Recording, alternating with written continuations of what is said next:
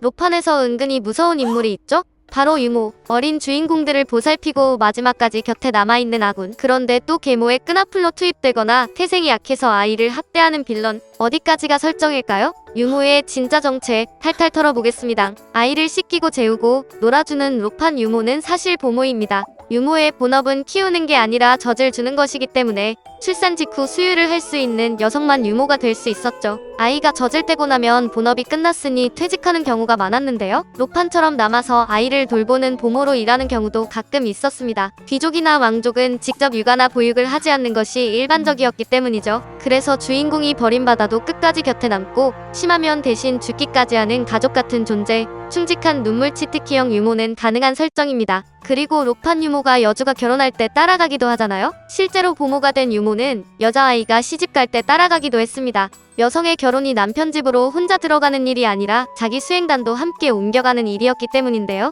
프랑스 공주 앙리에타 마리아는 찰스 1세와 결혼할 때 어릴 때 보모였던 프랑수아즈 드 몽글라를 잉글랜드까지 데려갔죠. 하지만 남자아이의 경우에는 조금 달랐습니다. 유모가 보모로 전향하더라도 여자아이만큼 오래 곁에 남아있기는 어려웠죠. 왕자나 귀족 남자아이는 자라면서 가정교사 시종, 무예와 예법을 가르치는 남성 수행단의 관리 아래 들어가기 때문인데요. 실제로 에드워드 6세도 어릴 때는 여성 보모인 마더 잭과 11펜에게 돌봄을 받았지만 6살부터 남성 수행단으로 재편되었습니다. 하지만 보모는 기본적으로 하인에 속했기 때문에 다른 직무로 옮겨가거나 집안에 다른 아이가 있는 경우 보모로 계속 남아있을 수 있었습니다. 그래서 남주가 결혼한 뒤 남주의 전 유모이자 보모가 세 부인을 보좌하는 로판 설정도 불가능한 것은 아닙니다. 그렇다면 유모의 신분은 뭐였을까요? 유모는 고대부터 존재했지만 대부분 신분이 낮은 하층 계급이었고 중세 유럽에선 노예를 유모로 쓰기도 했습니다. 궁정 조직이 체계화된 근세에서도 여전히 낮은 신분이었는데요. 그렇다고 로판 유모처럼 귀족 출신 유모가 아예 없었던 건 아니었습니다. 스페인 왕자 카를로스에게 젖을 먹인 아나 데 루소는 투델라 귀족의 후손이었고 스코틀랜드 여왕 메리 스튜어트를 돌본 제니 스튜어트,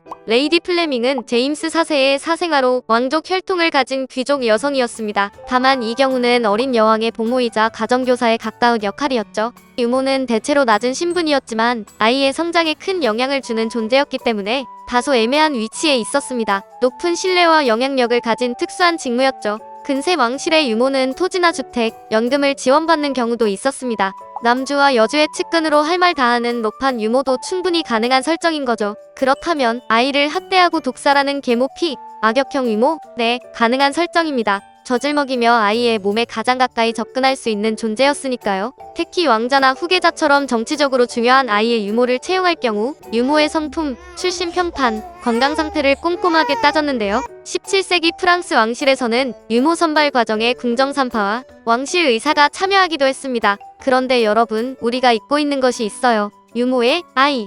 귀족가에 상주한 유모의 친자식은 어떻게 됐을까요? 보통 셋 중 하나였습니다. 이미 사망했거나 친척에게 맡기거나 더 가난한 여성을 다시 유모로 고용하는 방식이었죠. 그런데 나머지 두 경우 역시 사망률이 높았습니다. 여주바라기 로판 유모의 사랑이 어쩌면 진짜였을지도 모르겠네요.